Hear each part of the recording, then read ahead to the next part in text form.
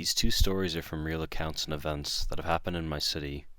These stories are 100% true, however this video is in no way meant to offend, nor bash my beautiful city, nor its people.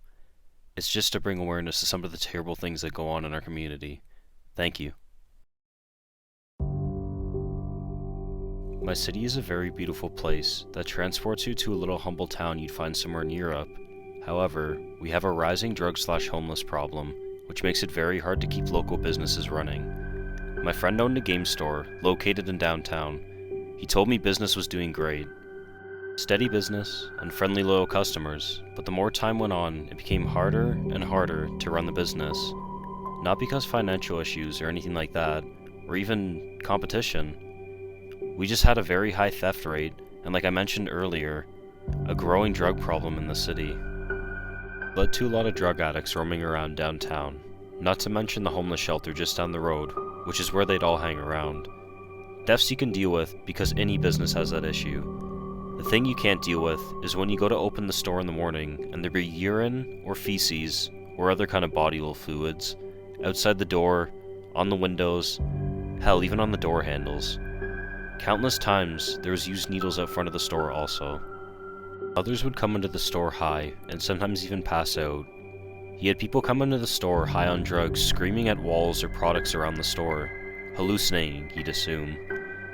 One time a customer was even attacked inside the store by another man high on God knows what. It wasn't just a 1 or 2 times a week or month kind of thing. It was on a daily basis. It was starting to take a toll on the business and making things very difficult, as you could imagine.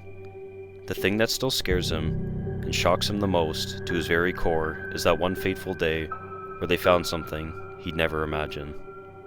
Early one day, a lady was taking a walk near the back of the store and had spotted something sticking out of the dumpster. It looked very pale, white, sticking out of a slightly torn garbage bag, covered in a dark red color. The store shares a parking lot with an apartment complex. It turned out to be the body of a woman. She was completely dismembered and dumped in multiple garbage bags in our dumpster. It turns out the dead woman found and her 2 friends all got high one day, and she overdosed, and instead of calling 911 and all of them getting caught, they decided to cut her up, chop her up, and dump her body in the closest dumpster possible. It still makes him sick to his stomach, and you can see the pale in his face and the terror in his eyes when he tells you the story. Knowing a body was only a few feet away from him, staff, and customers, most customers being kids with their parents. Luckily the store had since packed up and relocated to a different location since the incident. To be honest, I would have too. I worked at a hardware store at the time, and it was a typical retail job. I worked mostly in the back unloading trucks and products, but I enjoyed it since I was only 19 at the time, and my shift was always 1:30 p.m. to 10:30 p.m. I loved it. I had all morning to do anything I wanted, and I also had weekends off. I'd bus to and from work since at the time I didn't have a car. When I got home, I'd always go biking for about an hour, just around my town. It helped me sleep and clear my head. One Friday night, I stayed longer at work to help night crew, since we'd gotten a little extra freight on the last truck, and not to mention the pay was good for overtime. By the time I got home, it was around 2 o'clock p.m., which was okay, because biking around that time meant a lot less cars and a lot safer. I headed out on my bike, going my usual night route. I usually went under a giant train tunnel, my old house where I grew up in and moved from, my old high school, and my old middle school. By the time I made it back to my street, it was around 3:20 p.m. in the morning. My street is a long straightaway, with a hill leading into it. I live at the end of the street, or closer to the end near the middle.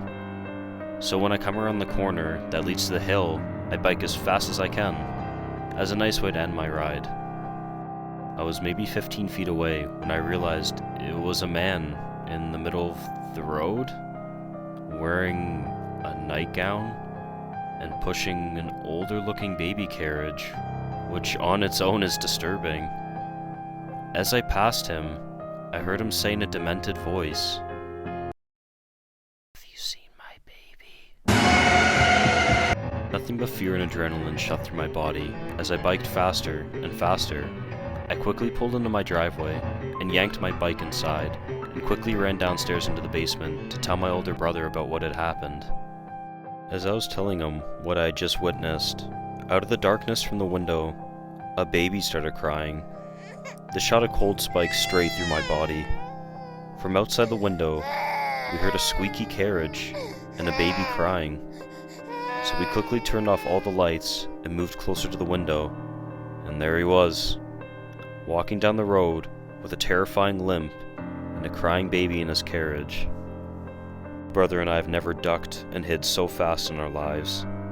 What was he doing at 3 in the morning, walking around, asking people if they've seen his baby, but had a baby in the carriage? Why was he dressed like that? And what would have happened if I had stopped, or, God forbid, answered his question? It gives me and my brother chills thinking back on it. But every now and again, we bring it up and try to piece together the mystery of the nightgown man and his supposedly lost baby.